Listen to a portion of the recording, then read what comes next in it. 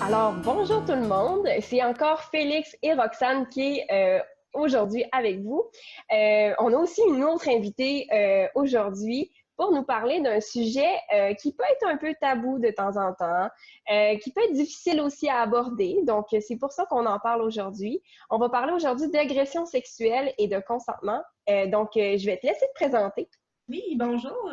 Mon nom est Jennifer Mercure. Je travaille pour Viol Secours, qui est le CALAX de la région de Québec. Donc, CALAX, qui est un centre d'aide et de lutte aux agressions à caractère sexuel. Donc, on a comme mission justement d'intervenir auprès des femmes, des adolescentes là, qui sont victimes au cours de leur vie d'agressions sexuelles. On accompagne aussi là, les membres de l'entourage lorsqu'ils sont intéressés à recevoir là, de l'information, à savoir comment bien accompagner là, leurs proches. Là, Si, par exemple, mon ami a vécu une agression sexuelle, est-ce qu'on peut vous appeler? Oui, c'est ça. C'est tout membre de l'entourage, là, que ce soit la famille ou les amis proches. Là. Parfait, super. Mais on va commencer tout de suite avec les questions. Donc, je vais te lire la première dans ma plante. Donc, je piche ça directement ici. Donc, est-ce qu'une agression sexuelle inclut seulement les relations complètes ou tous les contacts? Donc, par exemple, si quelqu'un me touche les fesses puis ça me tente pas, est-ce que c'est aussi une agression sexuelle? Oui. C'est une super question parce que il y a beaucoup de tabous qui entourent là, la définition de l'agression sexuelle. Il y a beaucoup de tabous, mais il y a surtout des préjugés, des stéréotypes. Il y a des choses qu'on banalise.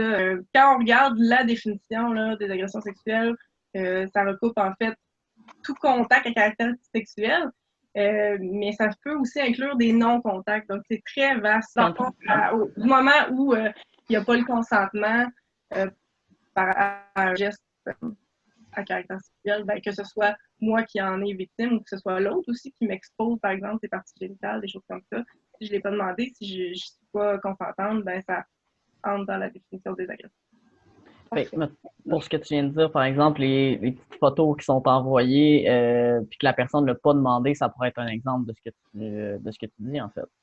Exactement. Ben, ça peut être comme une forme d'exhibitionnisme. Hein.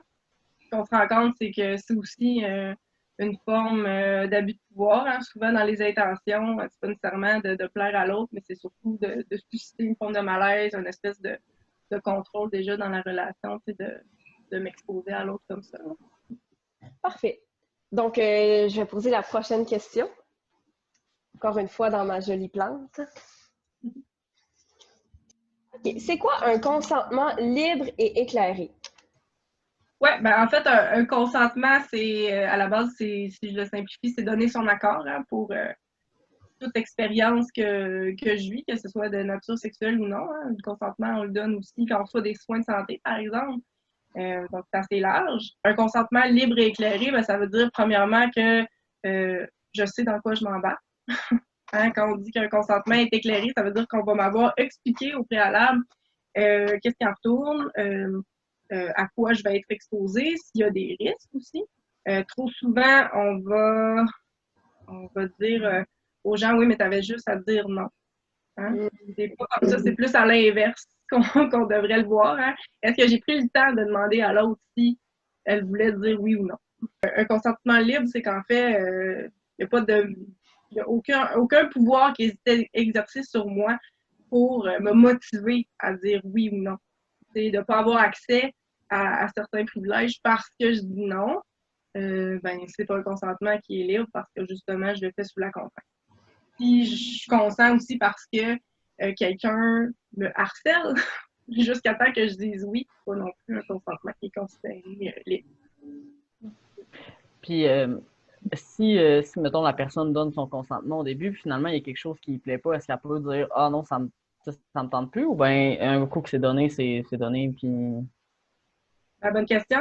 En fait, c'est souvent un autre élément là, quand on regarde la définition complète là, de ce que c'est le consentement, c'est qu'il doit être libre, éclairé et possible de retirer en tout temps. Hein, donc, à n'importe quel moment, je peux aussi me rétracter sur ma décision. On a le droit de changer d'avis. On a le droit finalement de ne plus avoir le goût parce que il y a plein de facteurs qui changent. Chacune a certaines préférences. C'est correct aussi de dire oui à certaines choses, puis de dire non à d'autres choses. Puis j'ai une autre question. Si jamais on a pris de l'alcool, la drogue, le consentement par rapport à ça? Le consentement doit être libre et éclairé, mais aussi il doit être valide. Il y a certaines situations qui viennent invalider le consentement, puis c'est justement ce dont tu parles dans ta question. Hein. Si mes facultés sont altérées parce que, par exemple, j'ai pris des substances comme de l'alcool, des drogues, donc ça peut être des médicaments aussi, ben, je suis jugée non apte à fournir un consentement qui est éclairé parce que justement, j'ai pas toute ma tête à ce moment-là. Donc ça, c'est clair que c'est pas un consentement qui est considéré valide. Il y a aussi d'autres situations hein, où le consentement n'est pas valide.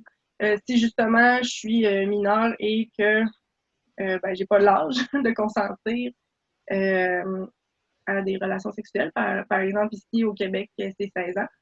Donc, du moment où j'ai des rapports sexuels avec quelqu'un qui est en position d'autorité par rapport à moi, ben aussi mon consentement n'est pas valide. Tu as ouvert la porte. Avant 16 ans, c'est quoi les paramètres? Tu dis, il y a des exceptions. C'est quoi, dans le fond, les paramètres pour le consentement avant 16 ans? Ce qui est prévu en regard de la loi, c'est que si j'ai 12 ou 13 ans, je peux donner mon consentement à des relations sexuelles avec une personne qui est de moins de 2 ans à mon aîné.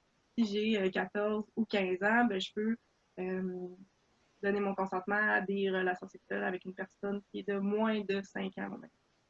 C'est important aussi d'informer les ados parce que, tu sais, des fois, je peux justement être en secondaire 2, avoir, je sais pas moi, 13 ans, puis de sortir avec quelqu'un qui est en secondaire 4, ça arrive, on n'est pas, on pense pas à la loi là, quand on tombe en amour, là, nécessairement.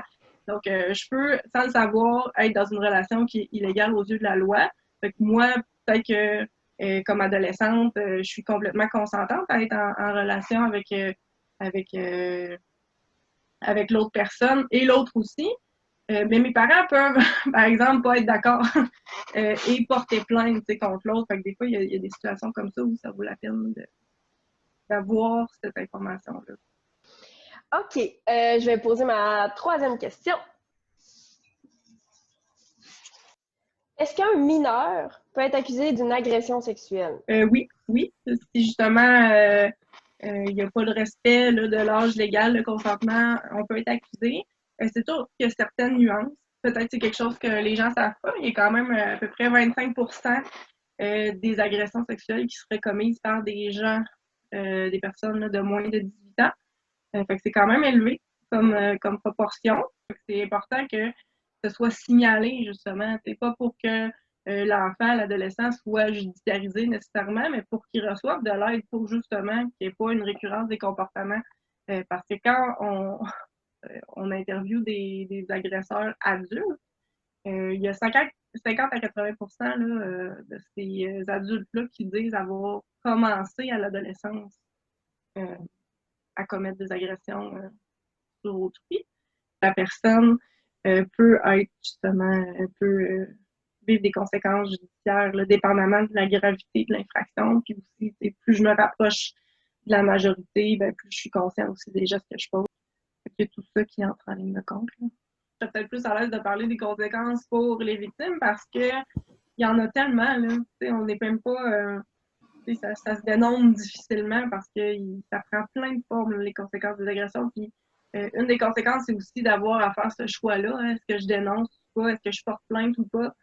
Puis, il y a beaucoup de gens qui vont juger les victimes qui portent pas plainte en disant, ben voyons donc, il faut que justice soit faite, il faut que l'agresseur ait des conséquences, mais porter plainte pour une victime, c'est s'embarquer dans 2, 3, 4 ans de processus qui est extrêmement lourd, où on va constamment essayer de remettre en question ma version des faits, de nuire à ma crédibilité. Beaucoup de mythes aussi comme quoi les femmes font de fausses déclarations, alors que ça serait à peine 2%, dans 2% des cas, là, que l'histoire était non fondée.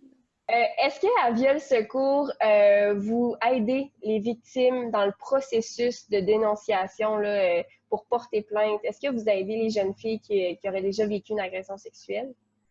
Oui, ben, on aide de différentes façons. Tu sais, quand quand la femme ou l'adolescente souhaite porter plainte et entrer dans ce processus-là, nous, on peut l'accompagner à chaque étape. Fait que la première étape, ça peut justement de se rendre avec elle au poste de police. Déjà, faire cette étape-là, ça peut paraître intimidant, ou même on peut faire venir la police dans nos locaux si elle est plus à l'aise.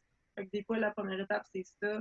Mais c'est aussi l'accompagner dans toute cette prise de décision-là, l'accompagner à faire un choix éclairé, à savoir est-ce que je souhaite m'embarquer dans un processus judiciaire. Après ça, ben, ça peut arriver aussi qu'on l'accompagne au tribunal quand c'est nécessaire, donc à différentes étapes. J'en ai pas parlé, mais quand on est victime d'une agression, on peut aussi demander de l'aide médico-légale. Donc, ça veut dire que si j'ai l'intention de porter plainte, ben, je peux aussi documenter là, cet événement-là en faisant ce qu'on appelle la trousse médico-légale, où on va prendre des prélèvements suite à l'agression pour retrouver là, des traces d'ADN de l'agresseur. Donc, c'est ça. Puis, cette trousse-là permet aussi que je reçoive de l'aide psychosociale puis de l'aide médicale pour s'assurer de tous les aspects de ma santé, autant mentale, physique et sexuelle. Parfait. Donc, la dernière question. Comment je peux dire à mon chum que je veux pas avoir de relations sexuelles pour l'instant sans qu'il se sente rejeté ou qu'il y a l'impression qu'il m'aime pas? Il n'y a pas de truc pour s'assurer que l'autre ne sera pas blessé par le fait que je dis non à une proposition. En fait, ça fait partie des risques quand je peux dire non, puis que l'autre soit déçu, plein d'émotions, puis ça lui appartient. Par contre, c'est intéressant comme question parce que dans notre vie, pas juste sur le plan de la sexualité, mais il y a plein de situations qui font que des fois, on n'est pas à l'aise de dire non parce qu'on considère l'autre, ses réactions, on n'a pas que l'autre se sente rejeté, justement, pense qu'on ne l'aime pas. Alors que non, ça ne veut pas dire ça. Ça veut juste dire que je respecte ce qui est là en ce moment pour moi. Puis non, aujourd'hui, ça ne veut pas dire non plus non tout le temps. Ça dépend des situations. Quand on regarde, en fait, qu'est-ce qui motive à pas dire non ou qu'est-ce qui nous rend mal à l'aise là-dedans, mais souvent, c'est cette crainte-là de faire de la peine à l'autre. Puis l'autre, en fait, a le droit de vivre de la peine là, parce que je dis non ou être déçu. Ça va, ça fait partie des relations, puis il y a possibilité d'en parler. Là où ça cloche, c'est quand je dis non, puis l'autre me harcèle, que l'autre est en colère, mais devient violent, agressif, m'insulte. Ben là, il y a quelque chose qui est peut-être plus dangereux là, dans la réponse. Il y a plein d'autres façons de démontrer son amour si notre peur, c'est que l'autre sente qu'on ne l'aime pas à cause de la sexualité. C'est ça qui devrait être recherché, une espèce de plaisir mutuel. Je pense que dire non et être respecté dans son non, ça, par exemple, c'est une preuve peut-être de respect et d'amour. La sexualité, c'est quelque chose qu'on partage en premier lieu avec soi-même, tu sais. Puis des fois, ben, quand ça nous tente, on peut inclure une autre personne, ça devient une activité qui est sociale, une façon d'entrer en relation avec les autres. Je pense que ça met fin à la capsule d'aujourd'hui. Donc, je te remercie vraiment beaucoup, Jennifer, d'avoir répondu aux questions. C'était super clair, puis je suis vraiment contente que tu sois avec nous aujourd'hui. On va laisser, en fait, en lien votre site Internet. Donc, si vous êtes une jeune qui a vécu une agression sexuelle, le lien va être en bas. Fait que allez-y, intervenantes en or qui vont vous répondre. Soyez pas gênés d'en parler avec eux, là, sont habitués. Même là, en période de confinement, fait que c'est quelqu'un qui veut recevoir de l'aide en tout temps, là, elle peut appeler là, dans nos locaux puis laisser un message puis on va la rappeler. Si jamais vous trouvez que cette capsule-là était pertinente, vous pouvez la partager. Nous poser encore vos questions sur ce sujet. On les ramasse encore, donc soyez pas gênés. Puis n'oubliez pas de liker. Liker, partager. Bye!